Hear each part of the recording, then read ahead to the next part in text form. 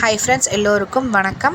இன்றைக்கி தம்பிக்கு ஸ்நாக்ஸ் பார்த்திங்கன்னா நைட்டே வெள்ளை சுண்டல் ஊற வச்சுருந்தேன். காலையில் எழுந்திரிச்சு அதை வேக வச்சு தாளித்து கொடுத்தாச்சு. நைட்டுக்கு பார்த்திங்கன்னா தக்காளி சட்னி செஞ்சுருந்தேன். அது வாங்க எப்படி செய்யலான்னு பார்க்கலாம். முதல்ல ஒரு பேன் வச்சு அதில் கொஞ்சமாக எண்ணெய் விட்டுக்கோங்க.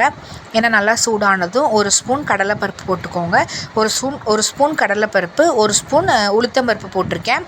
அதுக்கப்புறம் 3 காஞ்ச மிளகா போட்டிருக்கேன். நம்மளுக்கு காரத்துக்கு ஏற்ற மாதிரி போட்டுக்கலாம். 3 காஞ்ச மிளகா போட்டு அது நல்லா இதானதுக்கப்புறம் சின்ன வெங்காயமும் பூண்டும், நம்ம நிறைய சின்ன வெங்காயம் உரித்து வச்சுருக்கேன். சின்ன வெங்காயம் தான் அந்த சட்னிக்கு வந்து டேஸ்ட்டே கொடுக்கும். சின்ன வெங்காயம் வந்து சூப்பர் டேஸ்ட்டாக இருக்கும். சின்ன வெங்காயம் போட்டு நல்லா வணங்கினதுக்கப்புறம் சின்ன வெங்காயம் இந்த மாதிரி நமக்கு கொஞ்சம் கலர் சேஞ்ச் ஆகி வந்ததும் தக்காளி ஒரு 4 தக்காளி எடுத்து கட் பண்ணி வச்சுருக்கேன். அதையும் போட்டு உப்பு போட்டு நல்லா அடுப்பை சிம்மில் வச்சு நல்லா அந்த தக்காளி குழஞ்சி வர அளவுக்கு வேக வச்சுக்கோங்க. குழஞ்சதுக்கப்புறம் மிக்ஸி ஜாரில் மாற்றி சூடானதுக்கப்புறம் நல்லா நைஸாக அரைச்சி அதுக்கு ஒரு தாளிப்பு கொடுத்துருங்க. இன்றைக்கி நம்ம வீட்டில் நைட் டின்னர் பார்த்திங்கன்னா கோதுமை தோசையும் இந்த தக்காளி சட்னியை வச்சு சாப்பிட்டாச்சு.